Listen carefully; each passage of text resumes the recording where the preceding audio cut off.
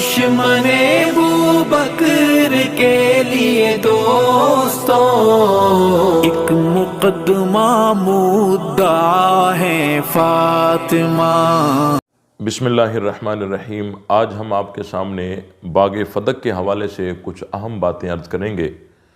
بخاری شریف کے اندر باغ فدق کے متعلق جو روایات ہیں وہ 3 صحابہ اکرام سے مروی ہیں، حضرت عائشہ صدیقہ رضی اللہ تعالی عنہا اور حضرت ابو ہریرہ رضی اللہ تعالی عنہ اور حضرت ابو طفیل رضی اللہ تعالی عنہ۔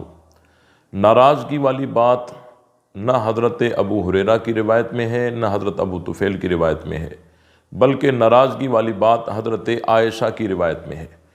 اور حضرت عائشہ کی روایت میں بھی جہاں ابن شہاب زہری ہے وہاں ناراضگی کی بات ہے، اور ابن شہاب زہری بھی بعض سندوں میں ناراضگی کا ذکر کرتا ہے اور بعض میں نہیں کرتا، اور اس کا قرینہ بہت ساری روایتیں ہیں۔ میں ایک روایت آپ حضرات کے سامنے پیش کروں گا، وہ بخاری شریف جلد 2 ہے اور کتاب الفرائض ہے، اس میں ایک روایت ہے جو حضرت عائشہ رضی اللہ تعالی عنہا سے ہے۔ قال حدثني عبد الله بن محمد قال حدثنا هشام قال اخبرنا معمر عن الزهري عن عروة عن عائشة ان فاطمة والعباس اتيا ابا بكر يلتمسان ميراثهما من رسول الله صلى الله عليه وسلم وهما يومئذ يطلبان ارضيهما من فدك وسهمه من خيبر فقال لهما ابو بكر سمعت رسول الله صلى الله عليه وسلم يقول لا نورث ما تركنا صدقة انما يأكل آل محمد من هذا المال قال ابو بكر والله لا ادع امرا رأيت رسول الله صلى الله عليه وسلم يصنعه فيه الا صنعته قال فهجرته فاطمة فلم تكلمه حتى ماتت۔ یہاں پر قابل غور بات یہ ہے کہ یہ روایت حضرت عائشہ رضی اللہ تعالی عنہ سے ہے، اور جہاں پر ناراضگی کی طرف اشارہ کرنے والی عبارت ہے فَحَجَرَتْهُ فَاطِمَةُ فَلَمْ تُكَلِّمُهُ حَتَّى مَاتَتْ، تو اس سے پہلے بخاری شریف میں لکھا ہوا ہے قال فَحَجَرَتْهُ فَاطِمَةُ فَلَمْ تُكَلِّمُهُ حَتَّى مَاتَتْ۔ تو یہاں سوال یہ بنتا ہے کہ جب روایت حضرت عائشہ سے ہے تو یہاں جو ہے کہ قال فَحَجَرَتْهُ فَاطِمَةُ، یہ قال کا قائل کون ہے، مذکر ہے یا مؤنث ہے؟ اس میں کوئی اختلاف نہیں، کیونکہ اس کا قائل جو ہے وہ مذکر ہے، اور حالانکہ روایت حضرت عائشہ سے پتہ چلا کہ یہ جو حصہ ہے فَحَجَرَتْهُ فَاطِمَةُ فَلَمْ تُكَلِّمُهُ حَتَّى مَاتَتْ، یہ حضرت عائشہ نے بیان نہیں کیا، بلکہ راوی کا اپنا ظن ہے اور اپنا گمان ہے۔ یہ مثال کے طور پر میں نے ایک عبارت آپ کے سامنے پیش کی، ایک روایت پیش کی۔ اب یہ ظن ہے ابن شہاب زہری کا۔ آپ کے ذہن میں یہ بات بھی ہونی چاہیے کہ بخاری شریف میں یا کتب اہل سنت میں شیعہ لوگ جو روایتیں پیش کر کے، جو عبارتیں پیش کر کے حضرت فاطمہ کا ناراض ہونا ثابت کرتے ہیں، وہ عبارتیں 3 ہیں۔ نمبر 1 فَحَجَرَتْهُ فَاطِمَةُ، حضرت فاطمہ نے حضرت ابو بکر کو چھوڑ دیا۔ نمبر 2 فَلَمْ تُكَلِّمُهُ حَتَّى مَاتَتْ، آخری وقت تک حضرت فاطمہ نے بات نہیں کی۔ اور نمبر 3 غضبت فاطمہ، کہ حضرت فاطمہ ناراض ہو گئیں۔ ان کے علاوہ چوتھی عبارت شیعہ لوگ نہیں پیش کر سکتے۔ آئیے میں ان کا جواب دیتا ہوں۔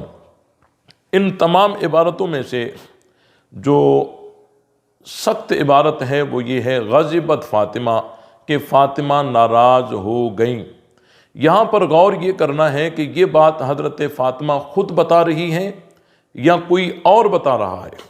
آپ جب غور کریں گے تو آپ کو یہ بات سمجھ آ جائے گی کہ یہ حضرت فاطمہ خود بیان نہیں کر رہی، یہ کوئی اور بیان کر رہا ہے۔ اب دیکھیں، ناراض ہونا یہ اندر کی بات ہے، اور حقیقی بات، قطعی بات، یقینی بات وہی کر سکتا ہے جس کا اپنا مسئلہ ہو۔ باقی جو دائیں بائیں والے بیان کریں گے وہ ہوگا ان کا اندازہ، اور اندازہ کبھی صحیح بھی ہو جاتا ہے، کبھی غلط بھی ہو جاتا ہے۔ بہت ساری ایسی مثالیں ہیں کہ انبیاء اکرام نے اندازہ لگایا لیکن ٹھیک نہ نکلا، صحابہ اکرام نے اندازہ لگایا لیکن ٹھیک نہ نکلا۔ ایک واقعہ ہے کہ حضرت موسیٰ علیہ السلام اور حضرت خضر علیہ السلام دونوں کشتی میں جا رہے تھے، تو حضرت خضر نے کشتی کو ناکارہ بنایا، تو حضرت موسیٰ علیہ السلام نے گمان کر لیا کہ یہ حضرت خضر کشتی والوں کو ڈبونا چاہتے ہیں، لیکن حضرت خضر علیہ السلام نے جب اپنا مقصد واضح کیا تو بات کھل گئی کہ حضرت موسیٰ نے جو اندازہ لگایا تھا وہ درست نہیں تھا۔ اور دوسری مثال، حضرت موسیٰ علیہ السلام کوہ طور پر چلے گئے اور پیچھے قوم جو تھی وہ گمراہ ہو گئی۔ جیسے ہی حضرت موسیٰ علیہ السلام واپس ہوئے تو اپنی قوم کی گمراہی کو دیکھ کر اپنے بھائی سے لڑنے لگے، حضرت ہارون سے۔ اب یہاں سوال پیدا ہوگا کہ گمراہ تو قوم ہو گئی، لڑ بھائی سے کیوں رہے ہیں؟ تو حضرت موسیٰ علیہ السلام نے یہ اندازہ لگایا تھا کہ میرے بھائی ہارون سے تبلیغ میں سستی ہو گئی، اسی وجہ سے قوم گمراہ ہو گئی۔ حالانکہ حضرت ہارون سے تبلیغ میں سستی کا کہیں ثبوت نہیں ملتا، تو پتہ چلا کہ یہاں نبی نے اندازہ لگایا جو کہ درست نہیں تھا۔ اور ایک مثال ایک حدیث سے دیتا ہوں، نبی پاک صلی اللہ علیہ وسلم کسی بات پر اپنی ازواج مطہرات سے علیحدہ ہو کر بالا خانہ میں بیٹھ گئے، صحابہ کرام مسجد نبوی میں بیٹھے ہوئے، اور انہوں نے حضور علیہ السلام کی اس علیحدگی کو دیکھ کر اور ایک دوسرے کو بیان کرنا شروع کر دیا کہ حضور علیہ السلام نے اپنی بیویوں کو طلاق دے دیے۔ اتنے میں حضرت عمر فاروق رضی اللہ تعالیٰ عنہ آئے اور انہوں نے صحابہ کرام نے حضرت عمر کو بتا دیا کہ حضور علیہ السلام نے اپنی بیویوں کو طلاق دے دیے۔ تو حضرت عمر فاروق رضی اللہ تعالیٰ عنہ چلے گئے، حضور علیہ السلام سے ملاقات کی اور آپ علیہ السلام سے پوچھا، اے اللہ کے رسول، کیا آپ نے اپنی بیویوں کو طلاق دے دی ہے؟ تو آپ علیہ السلام نے فرمایا نہیں، وہ تو میرے نکاح میں ہیں۔ اب دیکھیں یہ جو صحابہ مسجد نبوی میں بیٹھ کر اندازہ لگا رہے ہیں جو کہ ان کا اندازہ درست نہیں ہے، تو نبی اندازہ لگائے اور درست نہ ہو، میں نے دو مثالیں قرآن سے پیش کی، اور صحابی اندازہ لگائیں اور درست نہ ہو، یہ بھی میں نے حدیث سے پیش کر دیا۔ اور اس کے ساتھ ساتھ یہ تو بخاری شریف کے راوی ہیں، اور بخاری شریف کے راویوں میں سے کسی نے اپنے شیخ اپنے استاد سے لم تتکلم سن لیا کہ حضرت فاطمہ نے حضرت ابو بکر سے بات نہیں کی، تو اس نے گمان کر لیا کہ وہ ناراض ہو گئیں، اس نے گمان کر لیا کہ وہ ناراض ہو گئیں اور اس کو ناراضگی اس کی بیان کر دی، غضبت فاطمہ۔